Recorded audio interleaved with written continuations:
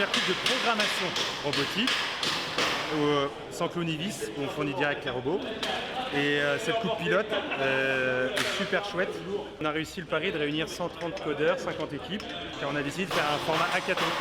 Et ça permet à tout le monde d'arriver avec les mêmes bases, d'être égalitaire. On a déjà la plupart des arènes qui sont hors sol, les lits qui sont montés, donc on est bien à l'heure.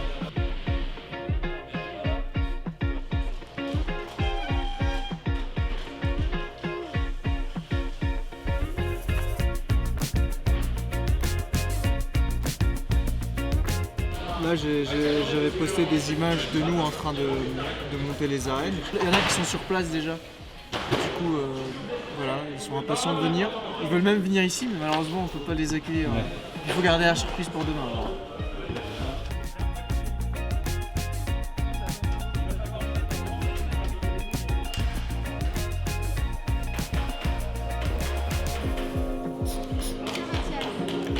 C'est top de voir toutes les idées qu'on avait depuis plus de 6 mois se concrétiser. Quand même une belle satisfaction. Hâte d'être à demain et hâte d'être à dimanche.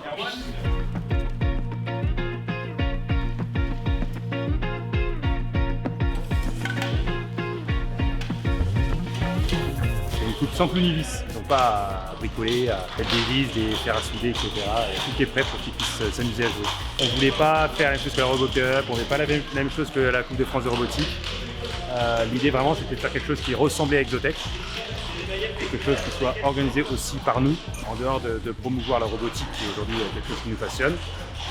L'idée aussi c'est d'identifier des profils atypiques et qui pour le coup n'avaient pas forcément pensé à la robotique. Un an dans le grenier et là on sort de grenier, ça sorti de terre. Ça fait plaisir.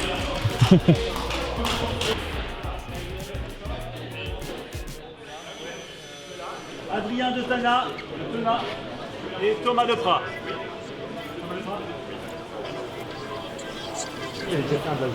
Oui, il est fait. Yes. Et bien c'est parfait, vous allez pouvoir aller voir. Vous êtes une équipe ensemble? Oui. Vous avez fait un blason? Oui. C'est bon, vous êtes prêts? Nickel. Merci.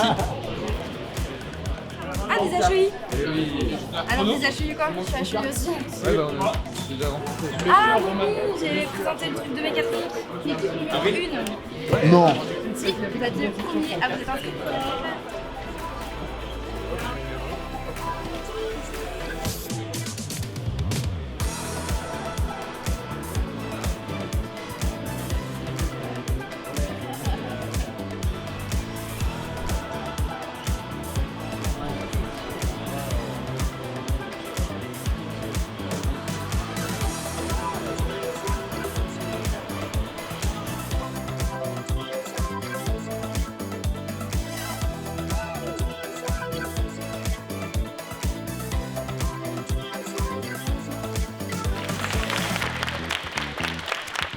En 2150, dans le monde impitoyable de l'exolégende, chacune de vos équipes a reçu 2 robots qu'on va devoir envoyer, on les enverra dimanche sur ces 4 planètes que vous voyez derrière vous. Et vos robots ont comme mission de récupérer des ressources. Il y aura 2 autres robots face à vous qui essaieront de vous empêcher d'attraper ces ressources. Sur chaque arène, vous pouvez vous battre pendant 120 secondes pour récupérer le plus de minerais possible. Le terrain se rétrécit tous les 20 secondes en votre bataille royale pour être ramasser dans un labyrinthe de plus de minerais. Donc quand vous voulez faire un match, vous inscrivez votre robot sur l'arène donne le go, donne le départ au robot. On a 4 grands moments d'entraînement, vendredi, la nuit de vendredi à samedi, samedi, la nuit de samedi à dimanche, pour atterrir dimanche sur les différentes planètes, lancer l'exploration, lancer la compétition. Et dimanche, c'est ouvert au public. Aujourd'hui, il y a des télés qui passent, il y a des journaux qui passent, donc ça va être plein de monde. Donc faites rêver tout le monde. La première étape, c'est le montage. Donc le but de ce matin, ça va être que tout le monde réussisse à au moins monter la patte du robot. Dernier point, mais le plus important, le but c'est de s'amuser, le but c'est d'apprendre. Donc avant tout, fair play, avant tout, rester dans l'équipe, en intégrer ça, entre les équipes. Donc amusez-vous.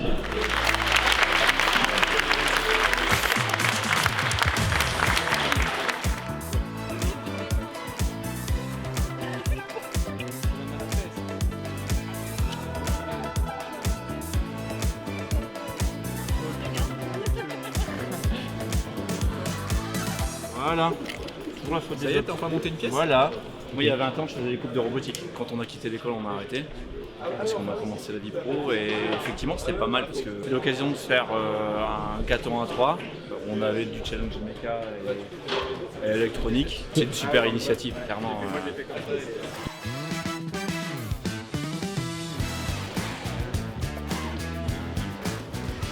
Moi je l'ai fait en 1h30 le premier en sachant que j'ai cassé plein de parts. Ça se passe bien pour l'instant, on a eu plusieurs soucis de casse, mais ils sont autonomes et chacun leur rythme. Il y a une belle énergie qui se dégage. On voit beaucoup de PC avec des super stickers. Tu sens l'expérience des hackathons ou quoi que ce soit. Il y a l'air d'avoir de tout niveau, des plus ou moins jeunes, il y a des très jeunes j'ai vu, et des plus expérimentés ou des groupes d'expérimentés et jeunes, c'est aussi chouette. Je vais casser la pièce, hein. Je vais casser la pièce. Là, on est content pour la première fois d'apporter cette connaissance robotique même à des gens qui ne sont pas directement dans l'écosystème, je dirais, du business exotech, mais par contre qui sont passionnés. Cette identité de partager nos compétences, de les partager aussi dans la bonne humeur, parce que je pense que ces 3 jours-là, ça va aussi être l'occasion un petit peu de faire la fête. Et à partir de cet après-midi, c'est le codage qui commence pour l'atterrissage dimanche matin dans le monde merveilleux d'Exolégende. Du coup, on l'exécute en 7 heures. Alors nous, notre stratégie, grosso modo, c'est suivre des lignes, aller le plus loin possible sur une ligne droite. On prendrait le chemin le plus intéressant pour nous en fonction de la distance. Du coup, on aurait ça. Donc ici, c'est 2 lames de rasoir qui viennent faire un effet pince comme ça. Donc avec le cerveau, on peut leur dire, bah tiens, tu fermes comme ça. Elles viennent comme ça, voilà. On a fait quoi? On a fait ça, on a fait les t-shirts, on a préparé quand même. Mais à part ça, on est en partiel mardi. Oui, non mais ça un détail ça. Alors l'arme en fait c'est un segment en PLA, donc du coup qui peut se déformer.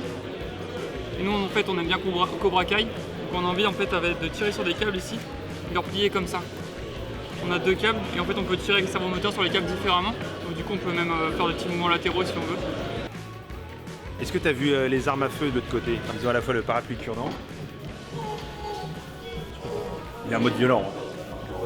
Ça, c'est la première. Et la deuxième, c'est le fusil à pompe à cure-dent. Chouette. Et le plus original, mais qui a été une arme interdite. L'idée c'était de mettre du limonel. Donc le limonel ça perce le latex, donc sur un ballon de baudruche en fait ça le perce instantanément. Donc il y avait un petit servomoteur qui appuyait sur l'échantillon de parfum. Et pour être sûr que ça ne retourne pas sur notre ballon, on avait ça pour faire l'envoyer tourner, sur les copains. Ça passait dans le cahier des charges et on a décidé de l'annuler parce que l'eau et les liquides avec les cartes électroniques, ça fait pas mon ménage. Mais c'était une bonne idée.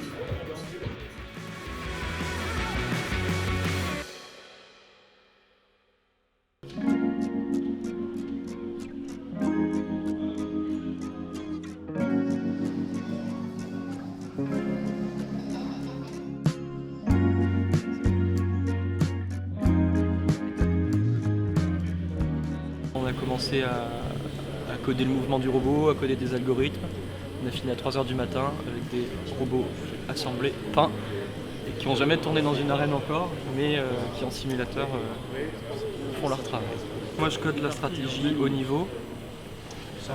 Anthony, toi tu codes l'arme. Alors notre arme, on en a plusieurs.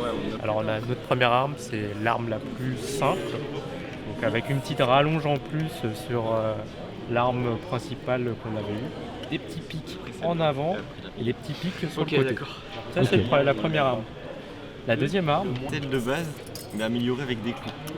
Celle de base, on met ça au bout et du coup bah voilà, ça prend sur les côtés. On se connaissait pas avant le début de la compétition, on s'est rencontrés sur le Discord.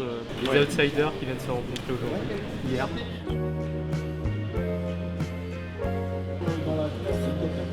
Il va traverser le mur. On va travailler sur le milieu là. Combien là? On a fait 55. 55. Et 48.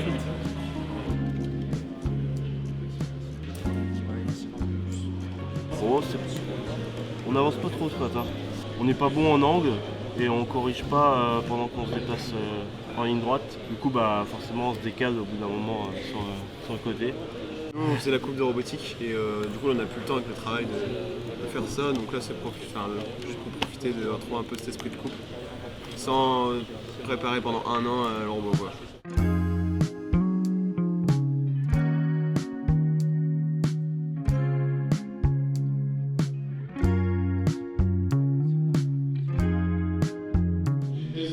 Il va falloir aller voir un arbitre réserver son arène et s'assurer que votre robot est capable de faire au moins 25 points, ce qui va vous permettre d'accéder aux qualifications de demain et surtout, si vous n'y arrivez pas, de vous faire aider par un coach qui sera ravi de vous aider. La configuration sur laquelle on est aujourd'hui est différente de celle sur laquelle on est habitué tous les jours pour faire nos tests. On a une marge de manœuvre qui est de 2 jours. On a espoir que demain ça fonctionnera correctement pour faire en sorte que tout se passe correctement pour les différents matchs de sélection et de finale.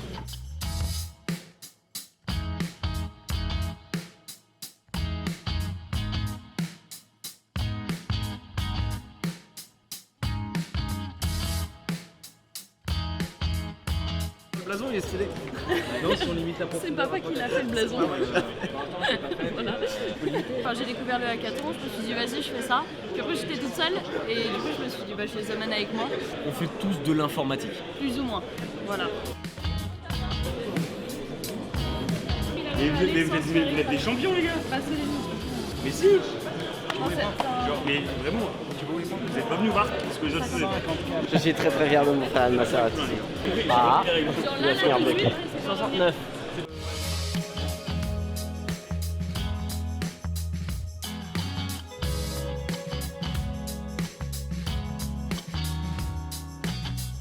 Vous avez promis une soirée à la hauteur de votre investissement, une soirée qui soit signée Exotech.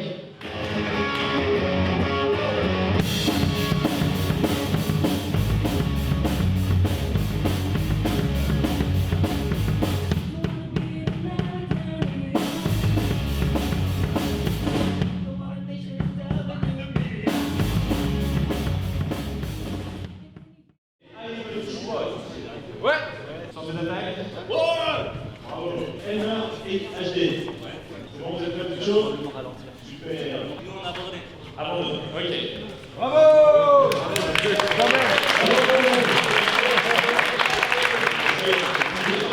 Est-ce que le corps des petits adversaires est toujours là? Je crois qu'ils sont plus là.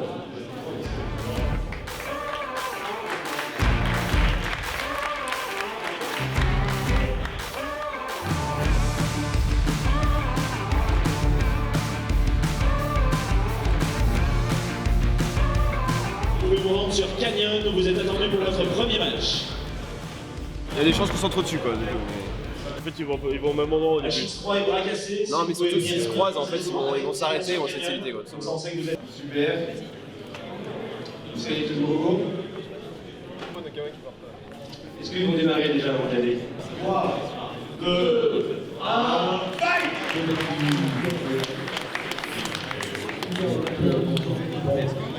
Bravo! 30 secondes.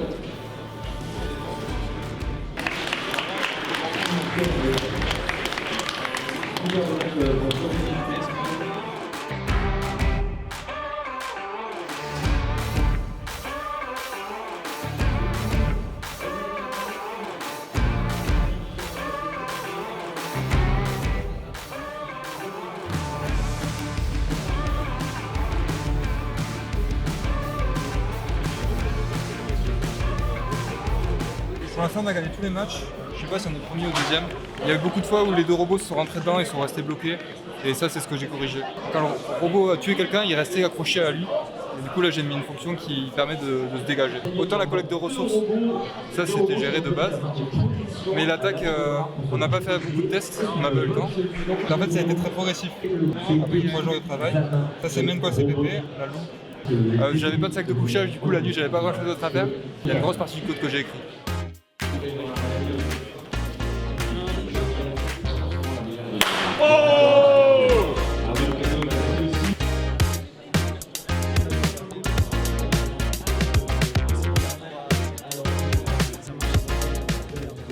y avait des robots qui tentaient des mouvements, des stratégies compliquées, mais qui n'étaient pas très précis. Là, on a de plus en plus qui sont précis, qui avancent vite, et qui du coup récoltent des points. Surtout vu les équipes qui essayaient d'aller chercher du frag, qui avaient tendance à faire des double kills, c'est-à-dire à foncer sur l'arme adverse, et donc se faire tuer en même temps, ou quand ils avaient réussi à fraguer en restant en vie, à être coincés par la mécanique du robot adverse qui était lâchée. Cette fiabilité énorme, entièrement quoi.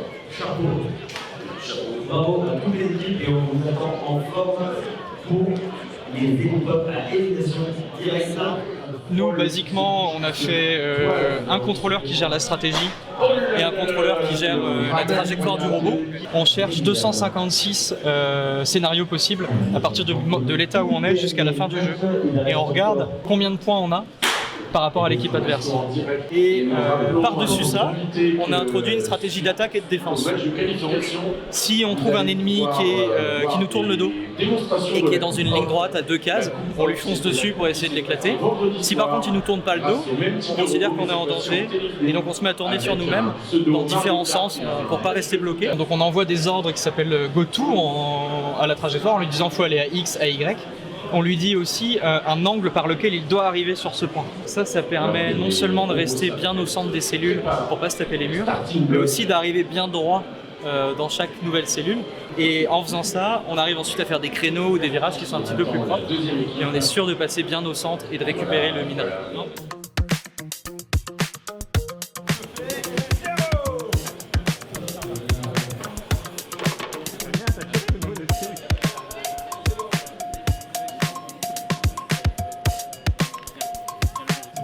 Dernier match du 8e de finale. Et en gros, c'est qu'il va tout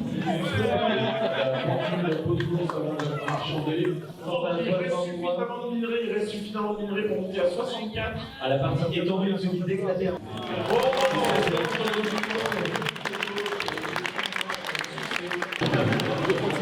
Nous avons donc l'équipe. Tu peux féliciter l'équipe, je ne crois pas.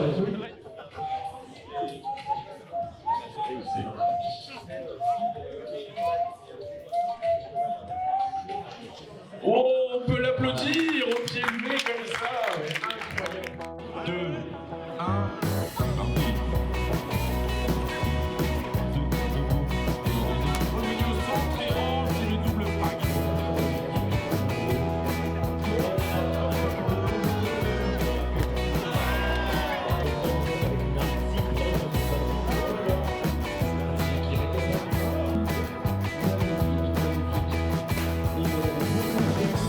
Et c'est comme ça, on va pas changer ça.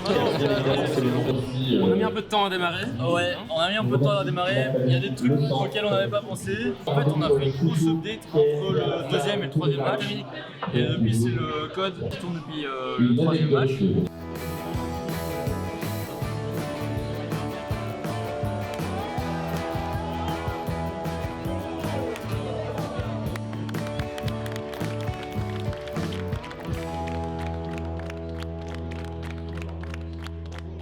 Tous les robots semblent prêts. Je cherche le Eyes Contact avec Pierre qui me dit que c'est bon.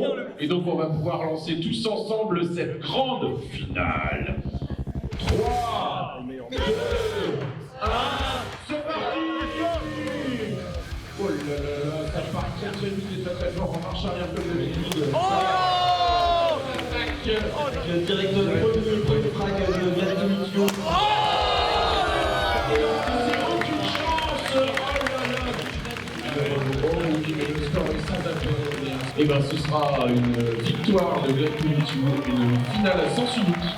Julien, Anthony et Hélène, bravo à eux, nos grands gagnants.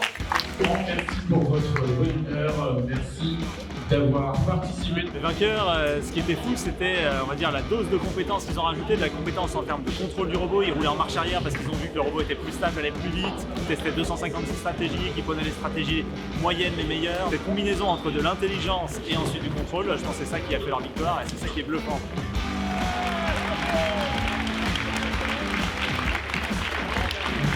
Exo-Legend Volume 2, je garde la même team, c'était super, on s'est bien amusé pendant ces 3 jours, fatigué mais on s'est bien amusé. 2 versions, version 1 on continue le même concept, on duplique. Version 2, on peut le voir le long de l'année, on commence par un coding game et ensuite une finale lilloise et qui permettra aussi de présenter Exotech localement avec nos beaux entrepôts.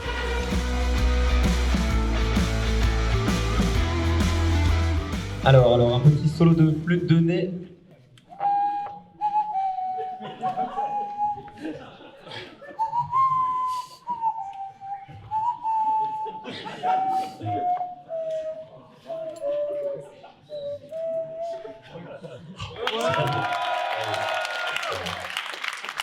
Tom est bourré de talent. Je vous montrerai, c'est pas si facile, il faut souffler avec le nez et faire la modulation avec la bouche. C'est un instrument extrêmement complexe. Non, mais vous n'êtes pas obligé de nous montrer.